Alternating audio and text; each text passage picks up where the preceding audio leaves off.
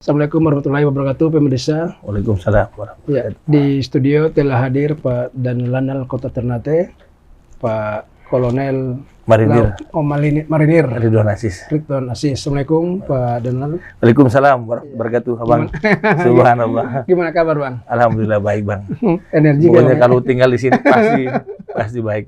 Oke, Bang, kita langsung aja. Maluku Utara ini kan pulaunya sekitar 1000 lebih ya? 1470 sekian. Ya. Berarti cakupan luas wilayah perairan Maluku Utara ini cukup luas. Cukup luas. Kalau di persentase sekitar 76% kalau nggak salah ya, Bang. Ya, betul. Nah, sekarang bagaimana tugas Abang sebagai Danlanal di Provinsi Maluku Utara untuk melakukan controlling atau monitor terhadap aktivitas tindak pidana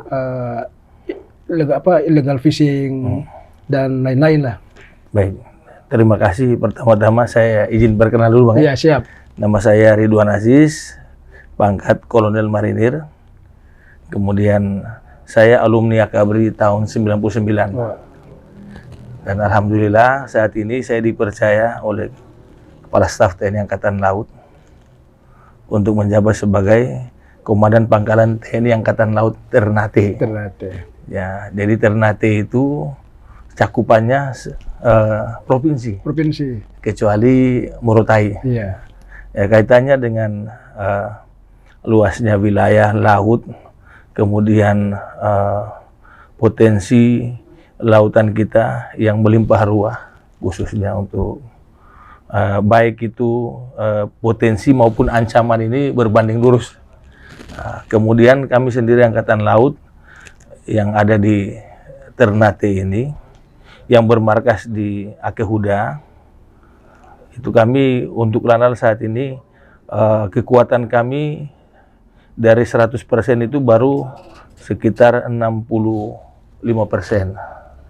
Jadi semestinya harus ada 250, saat ini kami baru kurang lebih 180 sekian. 189 ya? Iya. Kemudian kami di Lanal Ternate ini ada mempunyai beberapa pos Angkatan Laut.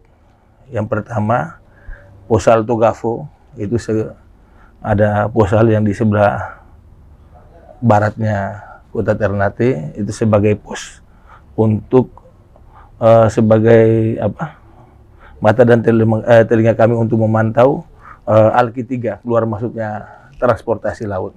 Kemudian ada juga di Mayau, itu ada posal. Kemudian di Bacan, di Halmahera Selatan ada posal juga. Kemudian di Halmahera Barat tidak ada. Yang ada di Halmahera Utara di Tobelo. Kemudian Halmahera Timur di Maba. Sama yang di Halmahera Tengah itu tadinya di Pulau GB, ada di GB. Namun karena berkembang perusahaan tambang yang sangat pesat dan luar biasa di Halmahera Tengah itu, akhirnya kami buat satu lagi pos pengamat yang ada di Kota Weda. Ya, tujuannya apa itu?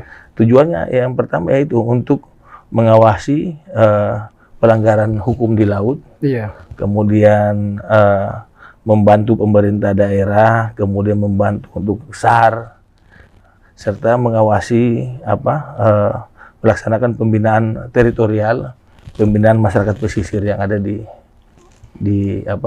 wilayah kerja, yaitu di posal-posal itu. Oh, iya. Kemudian kami Pangkalan sendiri ada punya 5 fungsi, yaitu pertama sebagai fungsi untuk tempat persinggahan dari unsur Angkatan Laut itu ada Bang. Jadi Bang Sawal ada kapal perang, kemudian ada pesawat terbang, pesawat udara, kemudian ada juga dari pasukan marinir. Iya, iya. Dan mereka melaksanakan operasi akan mampir. Itu mereka itu terdistribusi di beberapa tempat ya? Di beberapa tempat.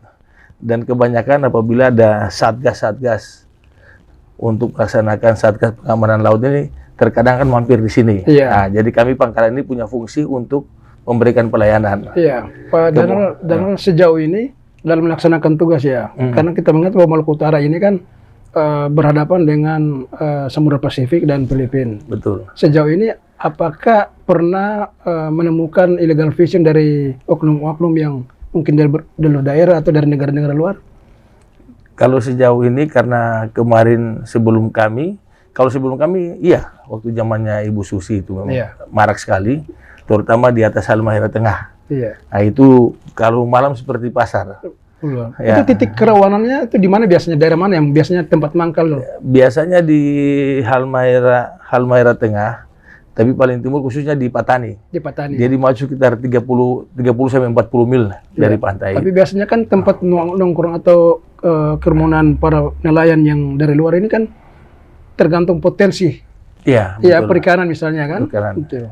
Berarti di Halmahera Tengah itu lumbung ikan juga banyak juga, termasuk lumbung ikan. Iya. Dan di daerah Bacan juga, Halmahera Selatan juga lumbung. Intinya di seluruh Maluku Utara ini lumbung ikan kalau kita mau sampaikan. Iya. Nah, itu. Jadi luasnya wilayah.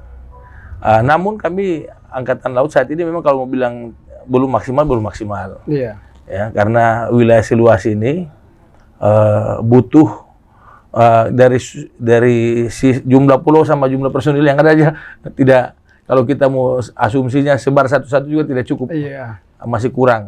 Namun karena perkembangan situasi, kemudian kondisi dan organisasi Angkatan Laut mulai berkembang di wilayah timur, sehingga kami Lanal Ternate ini menginduk ke Lantamal Sorong.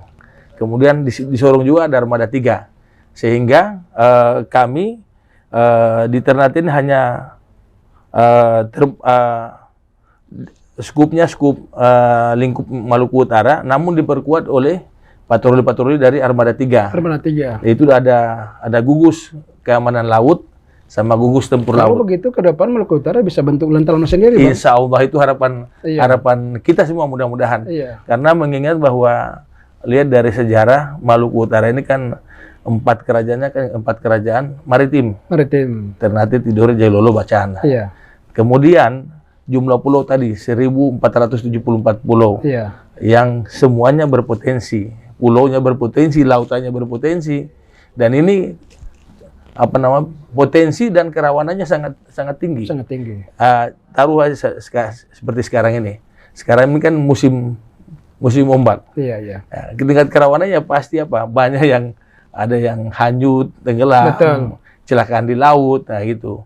Nah, belum lagi kriminal, pencurian ikan, kemudian bom ikan, belum lagi nanti semua kejahatan kayak illegal logging, illegal fishing, kemudian mining juga, kemudian nanti ada hal-hal yang lain, peredaran narkoba, minuman keras, itu semua dari laut, amannya berangkatnya dari laut. Maluku Utara termasuk daerah atau zona atau aliran yang paling rawan juga. Itu aliran yang paling rawan. Iya. Jadi butuh kerjasama kita selain aparat TNI Angkatan Laut atau TNI atau kepolisian, kita butuh peran serta seluruh masyarakat. Tapi sejauh ini kan komunikasi dengan pihak terkait juga alhamdulillah semua berjalan baik. Iya. Dan kemarin contohnya kita melaksanakan operasi penertiban minuman keras. Iya. Ya. Salah dua di antara perwira kami atau satu perwira sama satu anggota kami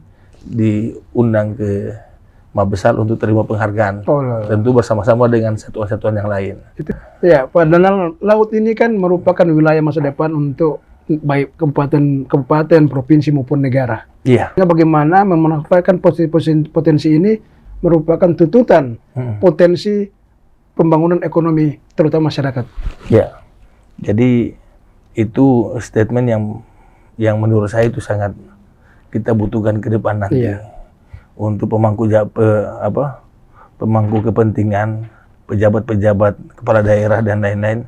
Memang saat ini masih melirik sebelah mata untuk mengelola potensi yang ada di laut. Itu kita harus akui. Iya. Karena kebetulan saya sendiri sebelum saya terima jabatan sebagai Danlanal Ternate, saya 2 tahun 7 bulan Danlanal di Jawa Tengah, di Tegal. Yang mana Tegal itu armada nelayannya itu satu kabupaten saja itu punya kapal yang berukuran 40 sampai 100 GT. Kalau sekali mendarat itu 300 kapal, Pak. Luar biasa. Satu kabupaten.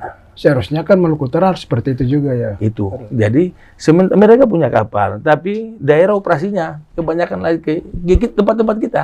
Ke timur lah Ke kebanyakan. timur termasuk di Tapi Laut tampungnya di Aru. sana. Tapi di sana. Gitu. Makanya ikan yang sampai di sana itu udah 1 bulan sampai di sana. Ya Allah, ini ikan dari Tumpu Tampa ini, dari Maluku Utara ini. Pesan ke depan untuk terutama Provinsi Maluku Utara ya. Iya. Terutama pemerintah provinsi ini, menurut abang gimana? Kalau menurut kami ya potensi kelautan itu dikelola secara maksimal, Iya. sehingga jangan semua berfokus ke tambang. Iya betul. Karena tambang ini adalah potensi atau sumber daya alam yang tidak bisa diperbaharui. Betul. Sementara di laut bisa diperbaharui. Tadi yang saya bilang bahwa di laut itu ikannya luar biasa, belum lagi terumbu karangnya, belum lagi, dan luar biasa ikan-ikan di laut kan tidak perlu kita bikin pagar, tidak perlu kasih makanan, mereka sudah dengan izin Allah Subhanahu wa taala mereka sudah bisa Jadi ekosistemnya berkembang di situ. bersunatulah dengan ketetapan Allah. Betul. Jadi makanya kan saya bilang ya, jadi tempat kita ini potensinya luar biasa. Potensi laut terutama luar biasa, tapi mengelola ini belum bisa. Karena memang kalau dihitung-hitung secara anggaran untuk menuju ke sana, ini pasir-pasir ini belum terhubung semua. Baik dari transportasinya, baik darat maupun udara yang masih terbatas, sehingga mungkin ini orang belum melirik. Tapi saya yakin insya Allah mudah-mudahan Pak. Artinya dengan pernyataan Pak Daniel sendiri sebagai pihak yang berkompeten di bidang kemaritiman, mudah-mudahan pernyataan ini bisa didengar dan direalisasi oleh pemerintah setempat.